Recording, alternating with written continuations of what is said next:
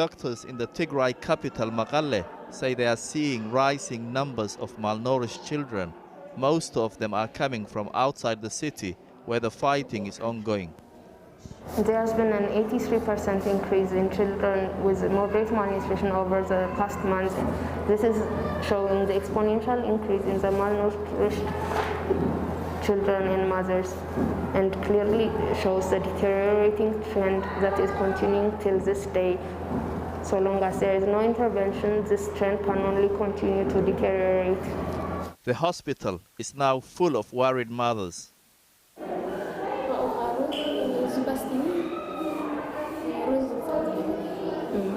قعدت نقرنا صراحة يعني هذا كنت صرح اللي يتخلي الله نفسه قنيسو ده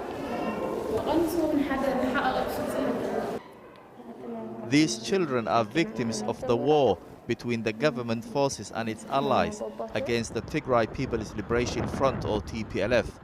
The conflict began in November when Prime Minister Abiy Ahmed deployed his troops following an attack on a military base in Mekelle. Since then, millions of people have been displaced. Many of them farmers who lost their land as a result of the war. Abrash is one of them. She used to run a sesame farm with her husband. They were attacked by militia and forced to leave.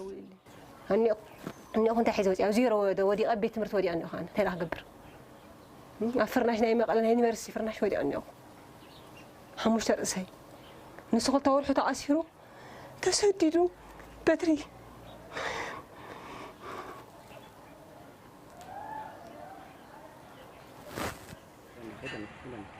In big cities and towns, some food is available to buy, but most people here have lost their livelihoods, so they can no longer afford basic necessities. بطعمي كل نجار وسخي خازي كل اللي وسخ نجار يلي سهل بلا طميتي زلا نحنا نحش أو زينا أفنا شيءنا نشتى نركم بي قال إنديت نتشجر حواتنا نيو إندي نجار نورخو نيو نحنا جن منهم زي أو عنا سلنا أتي منهم قد أتينا إندي أنت قد حونا نيو إندي تأمي سوي نيو إندي نجارين نيو. Another generation, another hunger crisis caused by war, something many Ethiopians are now a stranger to.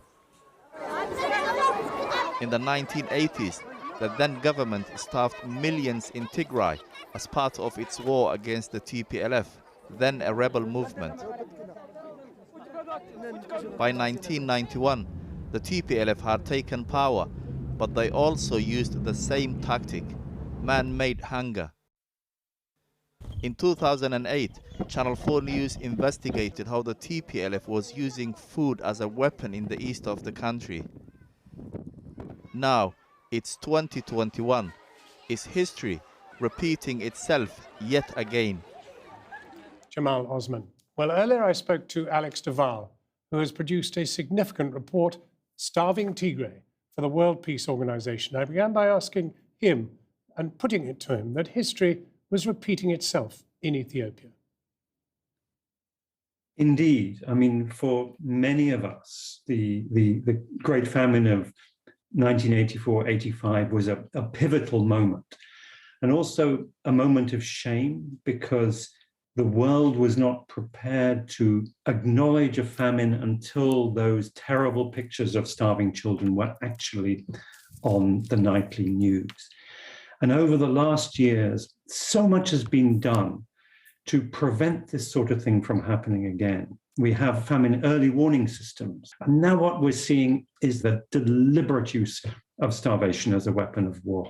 Well, how do we respond? Well, the most immediate response is the humanitarian response. The next thing is a ceasefire.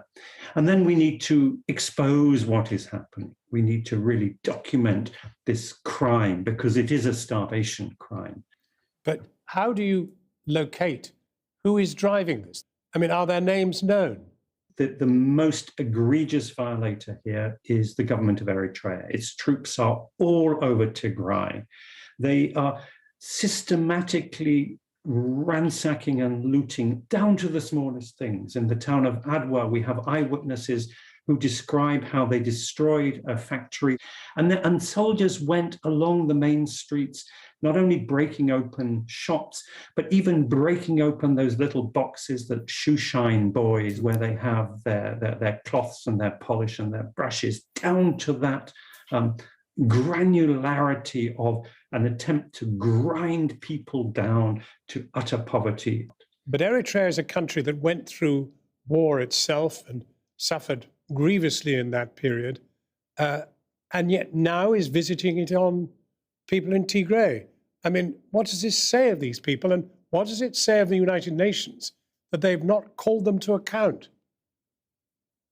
Well, it is a deep tragedy of Eritrea that the ideals of those who struggled and fought and suffered so much for liberation have seen their hopes and dreams disappointed by the dictatorship of Isaias Afwerki.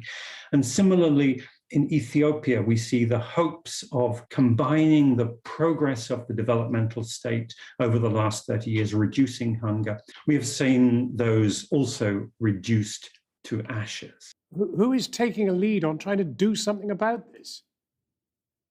Sadly, the African Union has failed dismally, and Ireland brought the issue to the UN Security Council, but it was blocked there. The Russians and Chinese threatened to veto, and the Africans did not stand up.